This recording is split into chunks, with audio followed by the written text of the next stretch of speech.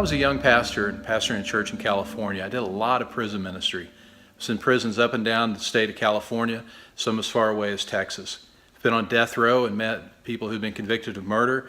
I've met people who have done small crimes, who were in jail for drugs. I also met a guy one time in a prison in San Diego who was there because he'd hacked into the Department of Defense database and started messing around with launch codes. It's an interesting group. But one of the things I found in prison and the rest of life is that prisoners always looked at somebody else, and they looked around at the other inmates, and they could always find somebody who was worse than they were. It's part of the way that we act as human beings. We have an unlimited capacity to lie to ourselves. Because we might listen to passages like what we've been reading this week in Romans, and we hear what God is saying about the sin that is within us. And one of the replies we want to make is, yeah, it's true, but I'm not as bad as that guy over there. I'm not as bad as some other people. I'm not the worst. And so we kind of think that God is going to judge us on a sliding scale. He's going to grade on a curve. And if we're better than somebody else, then he's going to let us into heaven while he kicks the other people out. That's not the case at all. When we come to Romans chapter 3, we find that the conclusion of what Paul was trying to do through this section, that he's showing us that not that there are other people who are worse than us. And he's not showing us that we're the worst that we could possibly be.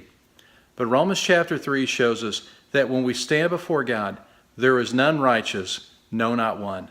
There is no one who seeks after God, no one. That all of us together have become useless in God's eyes, that all of us have sinned and come short of the glory of God. That's the bad news. And in Romans chapter 3 and verse 21, it says that even keeping the law, that's not going to fix things, because what happens when we try to keep God's law is that the law was given so we might become aware of our sinfulness. The law is like a mirror that's held up to us so we can see who we truly are. We all try to lie to ourselves. These tools behind me were my stepdad's. He was a mechanic, and I could do some things on cars. And I remember my wife and I, we moved to Dallas when I was going back to school to study for the ministry. And I applied for a job, and it was building office systems. And they said, well, the one position we have is we need somebody to keep our fleet of trucks running. I said, well, I'm a mechanic. I can do that. It took me about a week on the job to realize I was in way over my head, that I couldn't lie to myself any longer. I finally had to move out of that and start putting together cubicles and offices, because that was the capacity of what I could do. See, this bad news we've been reading this week, it's not to make us feel just horrible and down on ourselves in and of itself.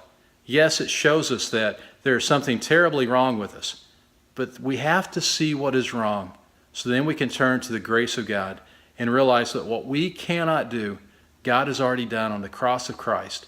That's the essence of the gospel. This is the one thing we cannot drift away from. When we drift away from the gospel, we drift into idols, and our heart begins to love other things above God.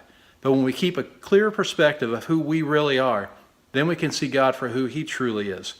And that's when we stop drifting from the gospel. We stop clinging to worthless idols, and instead we cling to the grace and the love of God and the forgiveness and new life that can only be found in his Son.